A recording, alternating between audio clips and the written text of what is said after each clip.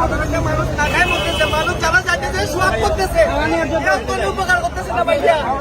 মানুষ সোয়াব করতেছে, মোটর ফেটে যাইছে, ছবি তুলতেছে, কেউ হেল্প করতেছে না ভাইয়া। একটু দেখেন ভাই, মোটর বিলাস করা মানুষ টাকায় মরতেছে, পরবর্তী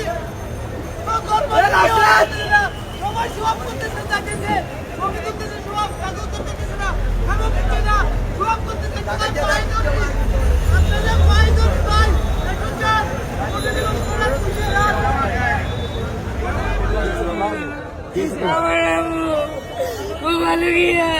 বালুকিয়া ফেনী সদরের বালুকিয়া আটকে গেছে। ছোট একটা বড় আছে, সমন্বয়ের অভাব কি যাবে কোথায় যাবে?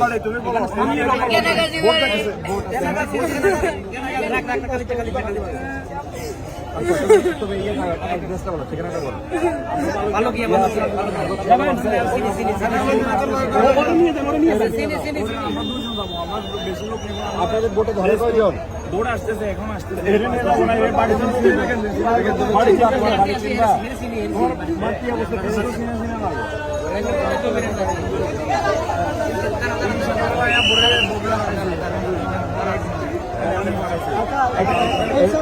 আমি 10টা থেকে এখানে দাঁড়া রয়েছি, একটা বোট ম্যানেজ করে ম্যানেজ 10টা থেকে দাঁড়াচ্ছি, টাকা দিব যা লাগে তা দিব।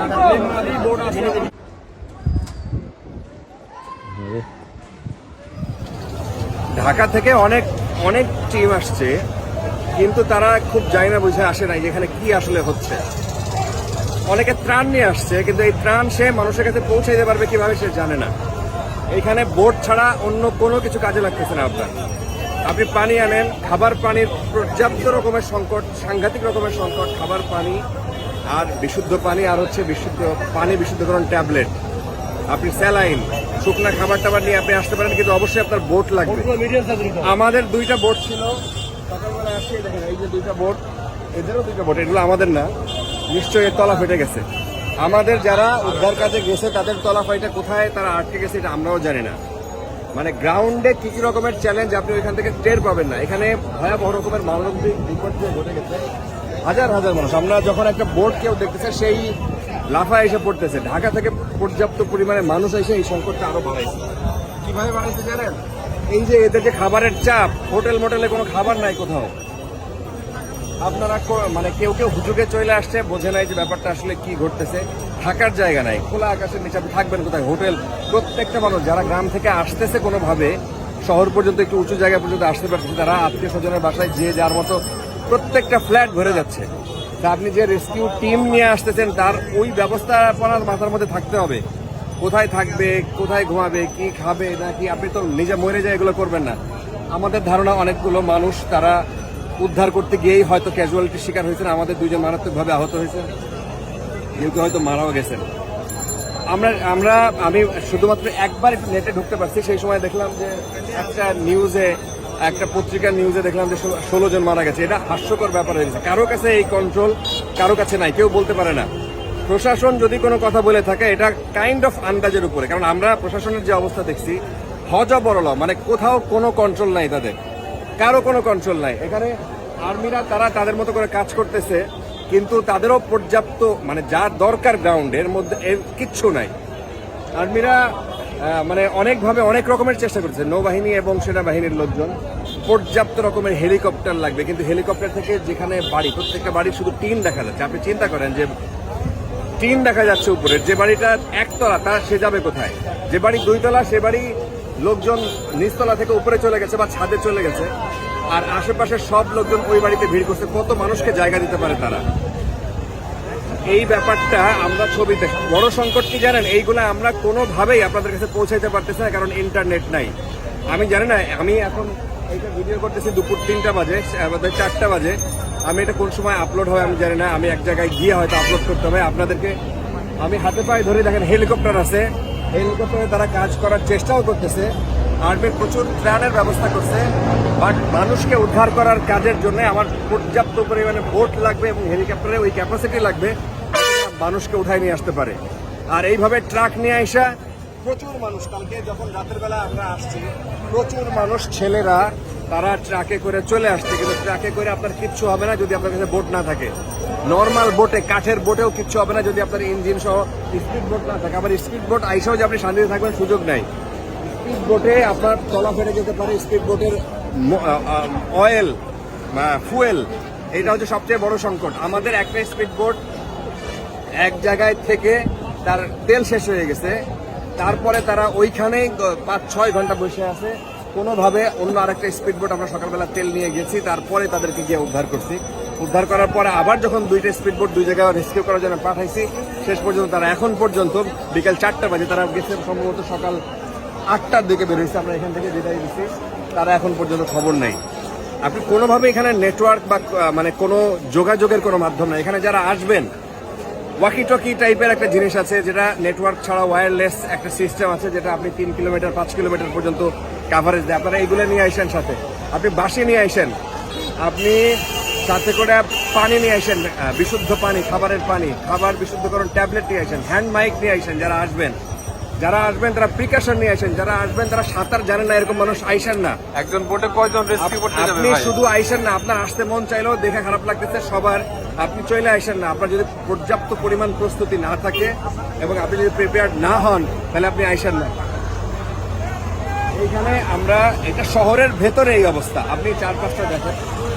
এখানে অনেক মানুষ হলো জাস্ট বিভিন্ন জায়গা থেকে আসছে, মানে উৎসুক জনতা ঢাকা থেকে আসছে। তারা আসার পরে এখানে এসে বাস্তবতা দেখে তারাও হয়তো বলে গেছে আমার এখন কি করার, আমার হাতে ইয়ে নাই, আমার ফোন নাই, আমার এখানে বোট নাই। আমরা গত 3 দিন ধরে আপনার 500-600 রিকোয়েস্ট পাইছি যে আমার এই অ্যাড্রেসে যান, আমার বাচ্চা কাচ্চা, আমার বয়স্ক মা, আমার বয়স্ক বাবা, প্রেগন্যান্ট আমার স্ত্রী, তাকে উদ্ধার করার ব্যবস্থা করেন। আমরা যখন তার কাছে, সে ধরেন 5 কিলোমিটার দূরে আছে, ওইখানে যাওয়ার জন্য রওনা দিচ্ছি, 1 কিলোমিটারের মধ্যে মানুষের যে অবস্থা দেখছি, যে হাহাকার দেখছি, 5 কিলোমিটার পর্যন্ত যাওয়ার আর সুযোগ হয় না। এটা সবার, প্রত্যেকের ক্ষেত্রে। আপনি ওই বাচ্চাদের দেখার পরে আপনার আর মনে হবে না যে সামনে আরো 5 কিলোমিটার পরে কি আছে। মানে এই 3টা উপজেলা, পরশুরাম, সোনাগাজী আর ছাগলনাইয়া, এই 3টা উপজেলা এবং সদরেরও বাকি অংশ, শহরের শুধুমাত্র কিছু এলাকা উঁচু আছে, বাকি প্রত্যেকটা এলাকা পানি ডুবে গেছে। শহরের ভেতরে এই পর্যন্ত, মানে গলা পর্যন্ত পানি দিয়ে হাইটা রাস্তায়, এই রাস্তায় গলা পানি।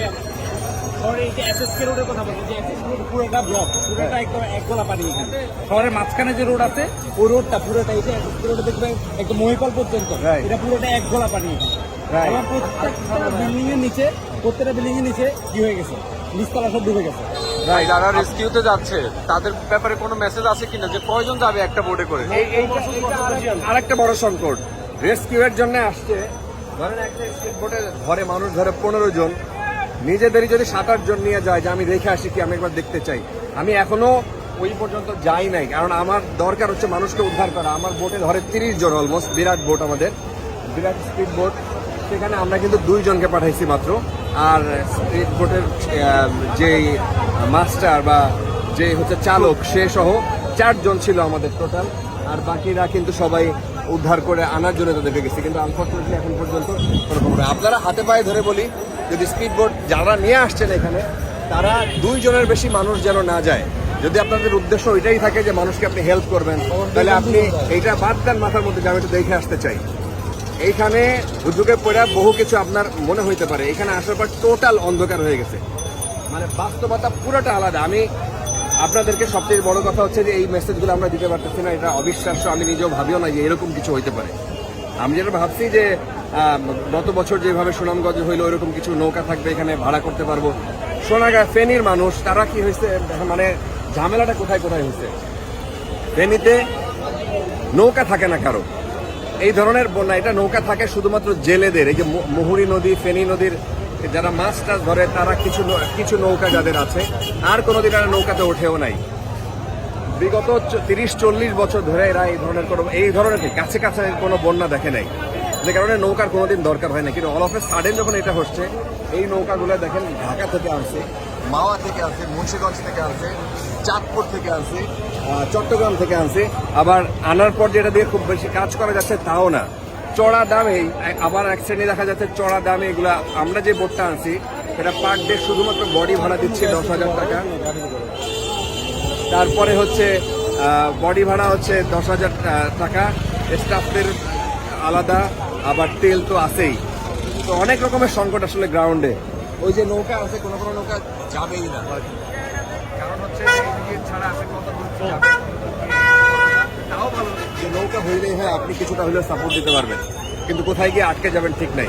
তো আবার মনে করাই দিই, যারা আসবেন ওয়াকি টকি রাখেন, যারা আসবেন হ্যান্ড মাইক রাখেন, যারা আসবেন বাঁশি রাখেন, যারা আসবেন সাঁতার জানবেন, যারা আসবেন তারা লাইফ জ্যাকেট নিয়ে আসবেন।